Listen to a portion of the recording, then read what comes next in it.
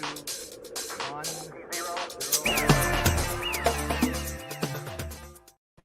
Hello, everybody. Welcome to another episode of Spring Fever. As always, it is me, XFLJ. This is what happens when a guy is coming right down in your face. And as always, is my partner, Eric, a.k.a. Uncle Rico. You want it? I'm going to give it to you right now. Oh. Damn right, Eric. I'm feeling juiced. I'm feeling jacked. I'm feeling fire. Just like our sponsor of this episode and every episode of Spring Fever, Royal Retros. This one-stop shop for the best merch in the game. Seattle Sea Dragons all the way down to the Tampa Bay Bandits, all the way up to the Edmonton Eskimos. That's right. I believe they still have some vintage Eskimo gear. Go to Royal Retros, get your merch. It is amazing, and when you do, use promo code SPRINGFEVER, all one word, all caps, for 10% off at checkout. Eric, how you been? It's been a while since you and me have hooked up because I missed out on the college football tailgate Saturday mornings at 9 a.m. Central for you college football freaks out there. I've been good, man. You know, it's fall's in the air. Went to a nice apple festival over the weekend, which is always good. Pumpkin spice bagels are on the shelves. I'm pro pumpkin spice. I don't know how you feel, but I'm pro pumpkin spice donuts. Okay. And also very pro apple cinnamon donuts. There's this place here. Maybe I'll go there and ransack their donuts and send them to you. It's like the cider mill. It is insane in Long Grove, Illinois. I mean, dude, that's where the Apple Fest was today. I had a couple pumpkin donuts too. How's the weather been up in your neck of the woods? Thank God. It's like it was 50 degrees this morning. It felt like I cried.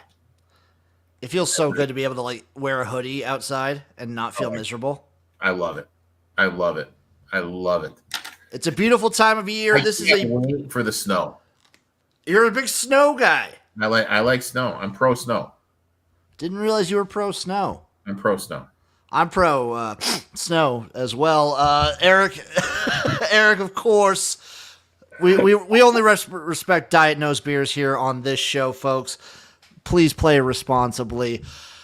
Eric, beautiful show for the people today. We are going to congratulate, before anything else, congratulations to the Rain Fire for winning this season of the ELF. Great season for those of you who could watch it. Otherwise, you know what? Next episode, I might see if I can link a couple guys to follow on Twitter that actively follow it and post updates, post clips, because there are so many services now that we all have to pay for. Peacock, Amazon Prime, to be able to watch just any kind of football. It's hard for me to expect people to pay an additional fee to watch European football when it's also sometimes at inconvenient times to watch live here in the States. Which makes zero sense, like, honestly.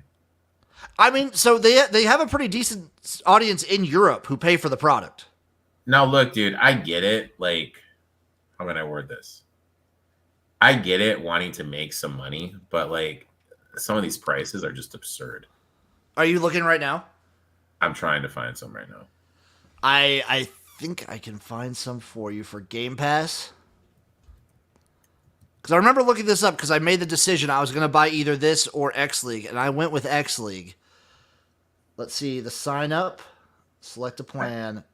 See, it just shows me soccer. It just shows you soccer, Eric? I can only find soccer stuff here. Oh, you're not looking hard enough, my friend. Did you look up European League of Football, ELF? No. Well, that's what you got to do.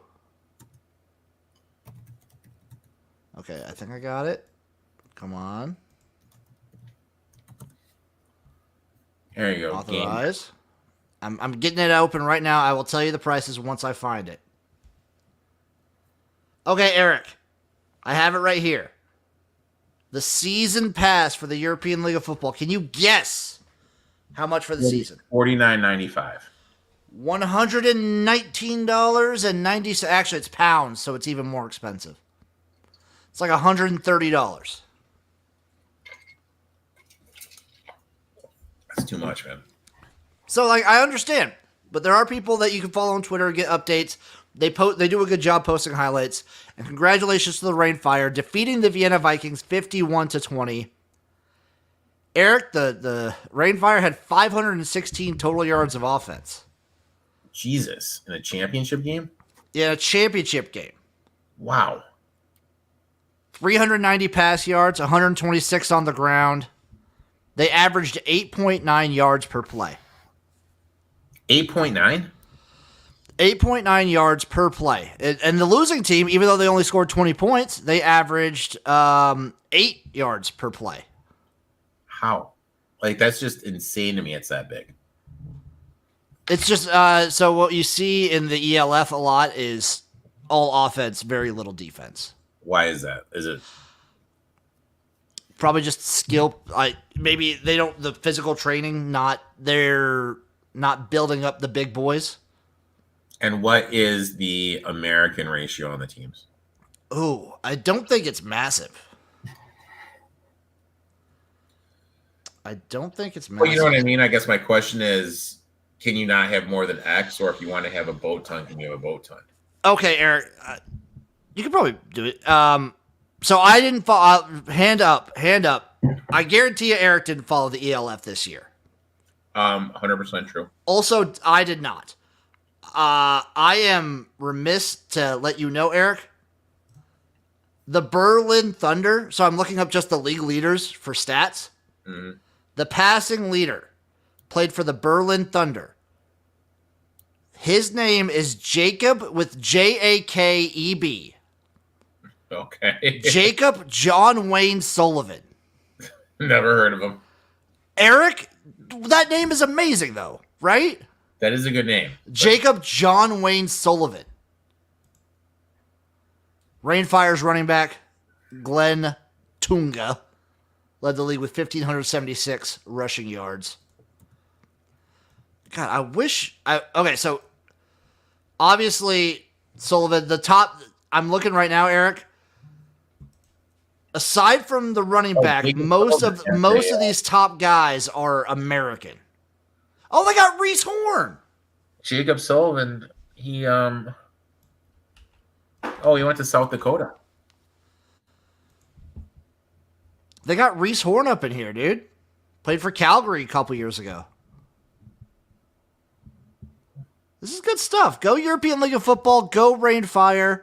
And if you want to pay for it, go for it. It's about $130 for a season. So if you want to look into that next year, people, go right ahead. Eric, also looking back to last weekend, week 16 in the CFL. Friday. Banger slate Friday. We had the Hamilton Tiger Cats taking down the Toronto Argonauts 33-31. Hamilton completes the sweep against the Argos. Didn't see that coming, did you? Like, I mean, not at the start of the year. Not a shot, because usually Toronto has had their number, but for some reason, this is the game Hamilton has played their best every time. With Toronto, like with the Kelly news and everything, him missing, they never just seem to catch what spark that they had last year and carry it over to this season. They've had a couple moments of looking really, really good. They looked really good against Montreal a few weeks ago, but Hamilton has just had their number, dude. Yep. This game was amazing. I watched this one live for the people. I watched it on Twitch. Back and forth affair, huge offense. It was great. Toronto was able to run the ball seemingly at will for a good chunk of this game. It was a fun one. Great way to start the night. Also Friday night, we had Saskatchewan 37, Calgary 29. Not a game until the end. Calgary starts to claw back. Saskatchewan gets an early lead here. Trevor Harris looking good. Calgary, though, claws their way back, and then it's a game potentially tying drive. And what do? It's third down, and it's like 3rd and 1. Uh-huh. You have Tommy Stevens, if you're Calgary, as your like short down quarterback. Mm-hmm. He's the most consistent, like you need a yard or 2 yards, Tommy Stevens is literally the statistically most consistent guy to get you that yard. He's your dude. What do? They keep Jake Marion, try it like a weird pop pass play. That's just Nick Sirianni. I'm going to show everyone I'm the smartest guy in the room. What's your side note? We'll go on a little bit of a tangent. Eric, where do you put Sirianni as an NFL coach? Oh, Jesus Christ.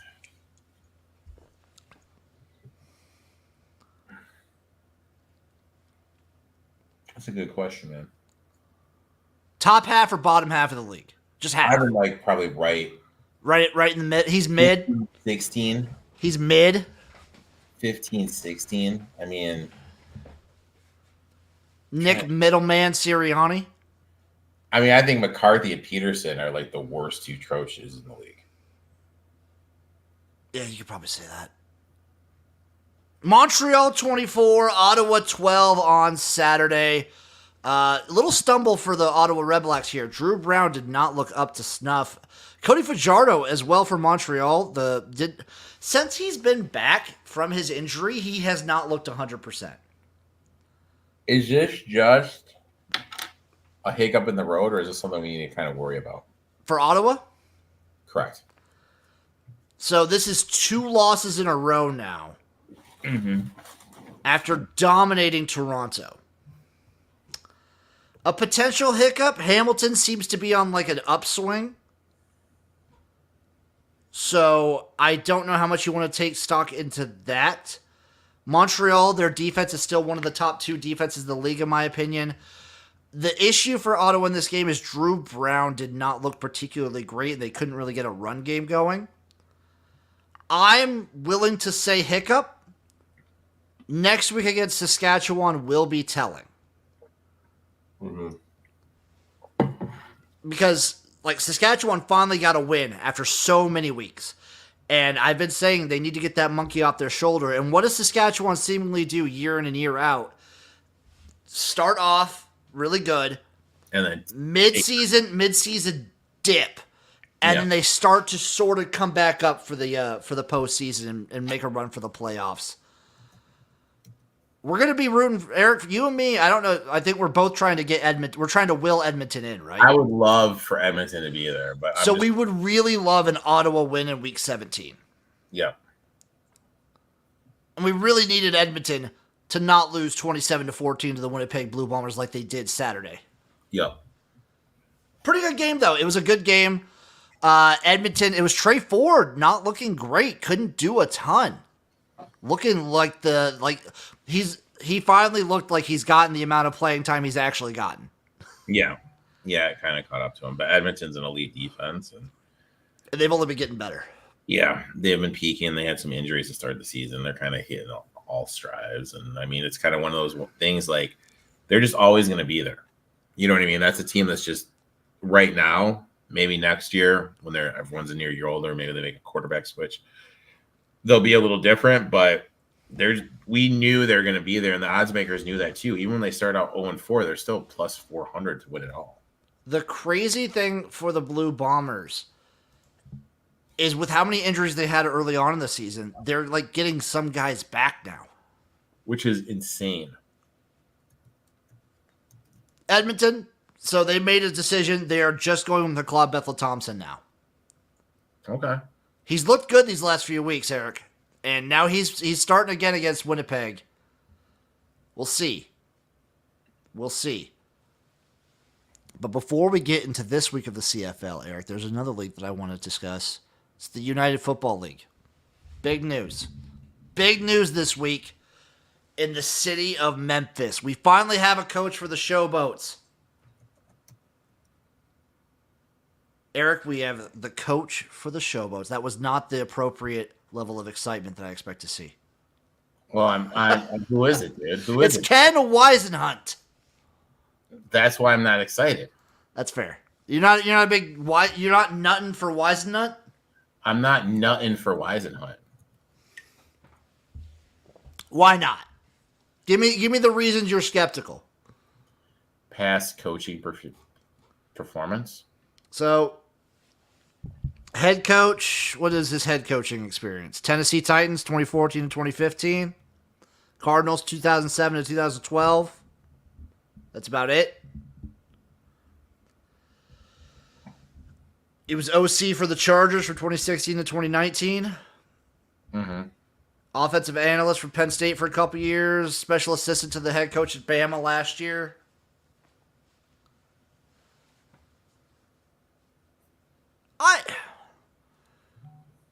I'm not excited.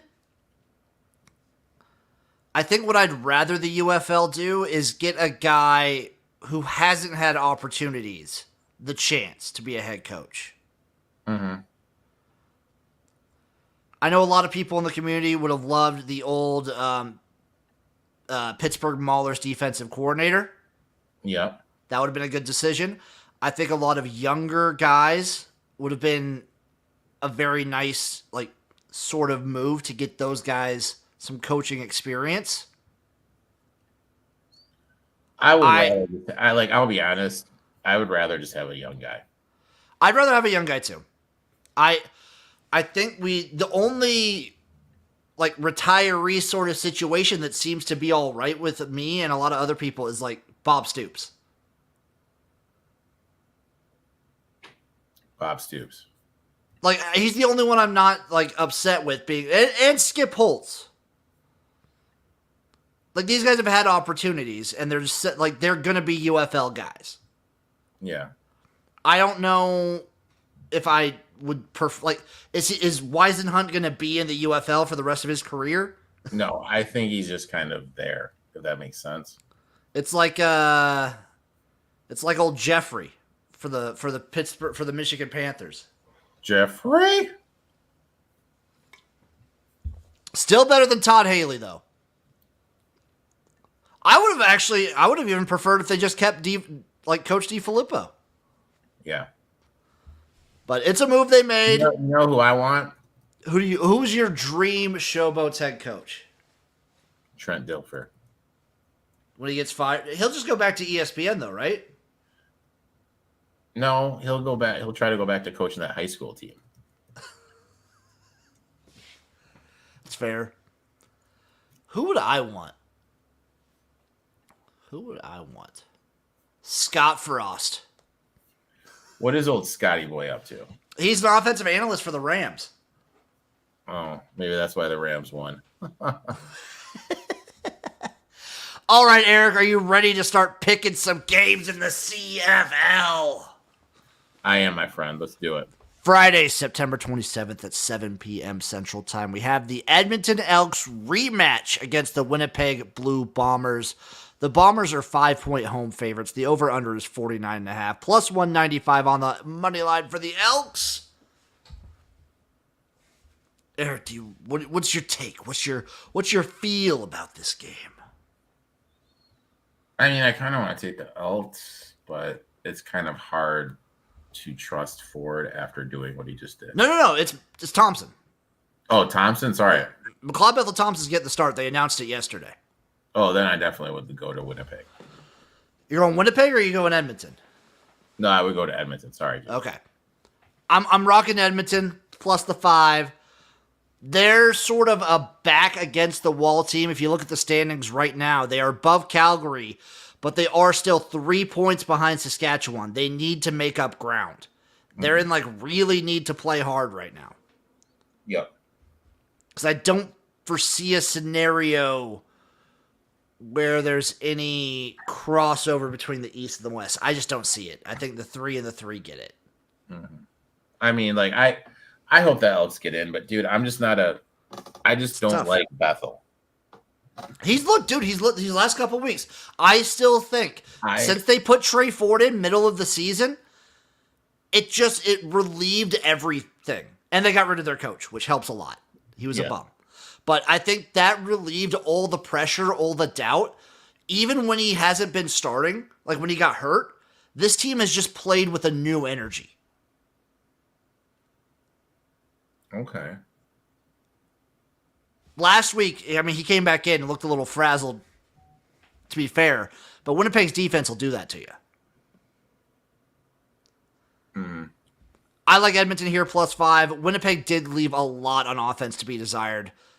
Give me Winnipeg. Give me Edmonton +5. Sprinkle a little bit on that +195. A little I wouldn't spring. hate it. Spring, Jim? Little spring. Little spring. Also, Friday, 9:30 p.m., we have the Hamilton Tiger Cats taking on the BC Lions off of a break. The BC Lions are 7-point home favorites, over under 53.5, +285 on the money line. Are the Hamilton Tiger Cats on a tear, or is this a letdown spot with BC coming off of a bye? I think this is BC is going to kind of have to finally make a push. I'll take BC off the bye. BC kind of does because they're on a little bit of a... I mean, they beat Montreal in Week 14, but then they went right back down to earth and looked like amateurs against Toronto 2 weeks ago. Mm-hmm. They got to do something, dude. They still have this weird quarterback situation going on with Rourke and Adams. I'm just going to take the over 53.5. Yep. I'm going to do it. Hamilton's defense has been fine for only against Toronto. That's basically the only team they've been able to do anything against. And even then, that game went over. Saturday, September 28th, we have the Ottawa Red Blacks taking on the Saskatchewan Roughriders. Both teams fighting right now.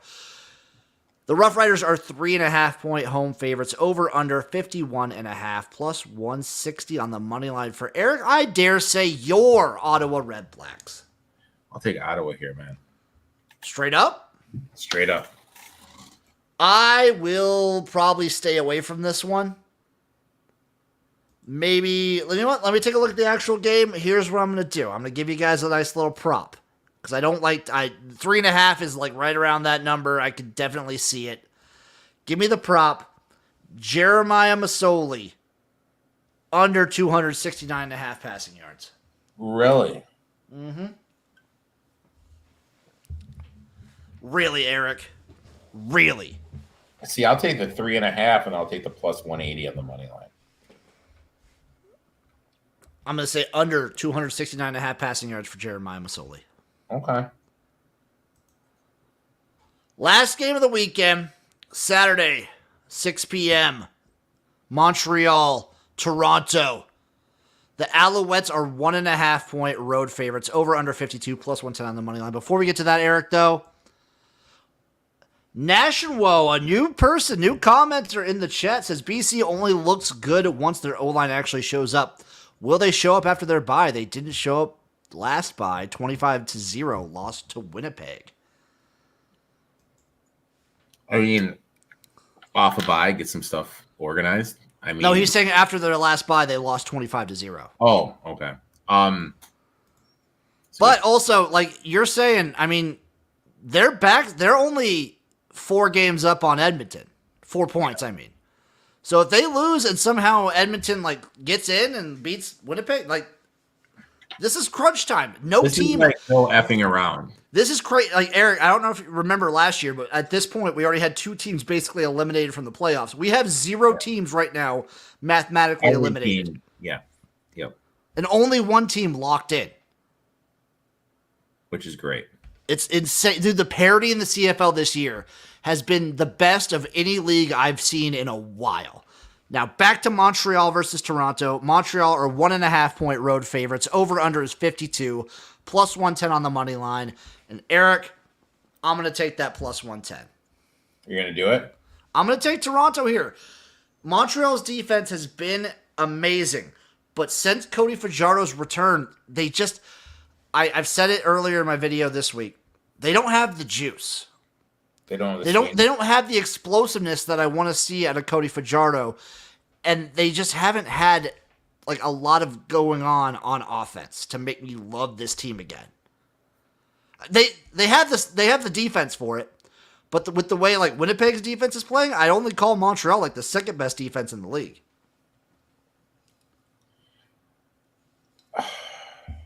Yeah, I agree with that. I'll take Toronto here. I concur.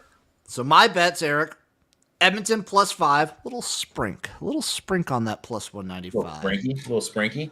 Hamilton Ticats, BC Lions over 53.5. Jeremiah Masoli under passing yards for the Ottawa Red Blacks and Rough Riders game. And then the Toronto Argonauts on the money line. What are you feeling this week in the CFL? I'm going to be on BC minus the 6.5, Ottawa plus 3.5 plus 180, and I will take Toronto plus 1.5. Beautiful. Beautiful, beautiful. Eric, are you ready to set another DraftKings lineups? Didn't make it in the big game last week, but we did do all right in some 50-50s. Let me pull this stuff up, buddy. Eric, get into the books. Get into the zone right now. I mean, I cannot wait for the UFL stat package. That thing was just absolutely absurd. Oh, Eric, you only have about 7 months to go. 8 months to go. I mean, where is it? No. What is this? I'm trying to find the music for you. There you go, Eric. Find your zen. Find your zen. To make the best all this picks doing is like possible. keeping me off. I'm not. That's not my type of jam. All right, hold on. This is. Let's go! We're picking DraftKings right now, fucks! You got your quarterbacks, you got your running backs, you got your defense, and you have your flex. It's all here on Spring Fever's motherfucking DraftKings CFL lineup. Come make your money with XFL Jim and Uncle Rico. I'll take the Blue Bombers quarterback. You're gonna take the blue. Oh, you're taking Zach Collaros. That's disgusting. That's disgusting, Eric. Absolutely disgusting. Give me a Montreal and an Ottawa wide receiver. Okay, Montreal receiver. That'll be fucking easy. We're gonna go Rambo, and we are go Montreal and who? Ottawa. Ottawa receiver. We're gonna go Dominic Rhymes again. Okay. God, I still can't believe you picked Zach Collaros. That's gross. Give me a BC running back. There's only one to do, Eric. It's got to be Stanback. Okay. Oh, he runs angry, people. He runs angry. Let's go to defense. Lock in the defense. What's Ottawa at? They're at 3,400, tied with BC. So Yeah, Nash and Wu said, ew, I would have had McLeod Bethel Thompson. I don't necessarily disagree, but also going up against that Winnipeg defense is dangerous. Go Ottawa. Ottawa's D. I'll slide my D into this Ottawa. Jesus, Jim. We got two flexes there, 14,900 remaining. I got two flexes. This is a disgusting lineup, and I'm kind of in love.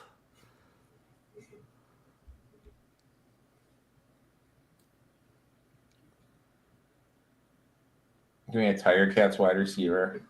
Oh, okay. This is where it's tough right here. We're gonna do it. We're gonna do my boy Dunbar, Stephen Dunbar Jr. Okay, what's the last play? 7,900, Eric. Last player. A Blue Bombers wide receiver. Oh my God, a Blue Bombers wide receiver. We're gonna go Ontario Wilson. Jesus, dude. Excuse me. Eric, I just finished my Red Bull. I apologize. Jesus. I finished my nice herbal tea and I'm not belching. Diet nose beers, people. Now you're so our lineup is Zach Collaros, William Stanback, Charleston Rambo, Dominic Rhymes, Stephen Dunbar Jr., Ontario Wilson, and the Red Blacks defense. That's disgusting. And that sounds like dude, the only disgusting part is Zach Collaros. That's the only disgusting part. He's been mid like all season, but I trust you. Let's do it, man. Let's get dirty. Let's get dirty with it. Let's get down and dirty. And speaking of down and dirty, Eric, Yep. we're going to cap this show off with a little X-League preview for the people. So here are the games we have coming up. In the beautiful X-League, the land of the rising sun, September 28th, Saturday, early ass in the morning, probably late Friday night for the actual people that are here in the States watching. Or here in the American time zones. All Mitsubishi Lions versus Tokyo Gas. I'm going to set the line at Tokyo Gas minus 4.5. You're going to set the line at Tokyo Gas. These are all just in my head, Eric. Don't worry. Okay. What are you taking? You had to bet. I had to bet. We're giving Eric. We'll give you for the X League betting. I will give you 100,000 yen to bet. So we So got a fake $100. Sorry. Tokyo Gas against who? The old Mitsubishi Lions at the Tokyo Gas. Tokyo Gas minus 4.5. Over under 52. I'll take Tokyo. Taking Tokyo Gas minus 4.5. Yep. Sunday, big Sunday. Fujifilm Ebina at Oriental Bio. I'm going to go Oriental Bio minus 1.5 here. Sure. I'll do that too. Nojima versus Fujitsu. Give me Fujitsu minus 32.5.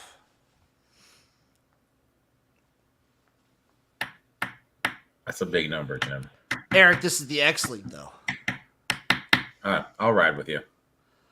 IBM versus Obic, potentially a good game. I'm going to give Obic minus I'll take Obic. 14.5. I'll go Obic. And then Elecom Kobe Phoenix versus the Panasonic Impulse. Panasonic needing a bounce back spot here because they had a really close game last week. Panasonic minus 28. I'll take Panasonic. Fukuoka Suns versus Sekisu. I'm making the Fukuoka Suns a 7.5 point road favorite. I'll Are take. you taking the dog? I'll take the dog here. Eric's taking the dog, everybody. Eric, what game are you most looking forward to in the CFL this week? The Fiji one. No. CFL. On the CFL. Sorry, CFL. I asked CFL first. Ottawa. Ottawa, Saskatchewan. Yes. Big game. That's a big one. I'm looking forward to Edmonton, Winnipeg too. I think Edmonton needs to kind of win out to have a really good chance. They do have a nice opportunity in Week 18 because they play Saskatchewan. Okay. So they have some opportunity here. But it's really crunch time right now. And then you said the X League, your game was the Fuji? The Fuji. Fujifilm versus Oriental Bio. That's probably the closest game of the weekend, I would imagine. Maybe All Mitsubishi Tokyo Gas could also be really close. But if Fujitsu, Obic, and Panasonic aren't playing each other, those games are usually blowouts. Also, look over here. Pirates versus Deers. We roll with the Deers. Everyone should know this by now. Deers, baby. We roll with the fucking Deers. And also down here, October 5th, the Metropolitan Police Department versus Dentsu. Dentsu all the way. We ain't no narcs on this show. We ain't no narcs on this show. Eric, this has been a very good Spring Fever. Very informative. A lot happened. I can't wait till we get to so the CFL has 1, 2, 3. After this week, there are only 4 more weeks left of the regular season. Which is insane. And then once November comes around, it's postseason time, baby. I cannot wait, my friend. It's time to celebrate. That is Eric, a.k.a. Uncle Rico, a.k.a. at eTop21 Sports. Everywhere you can find him. Twitch, Instagram, Twitter. Give the man a follow.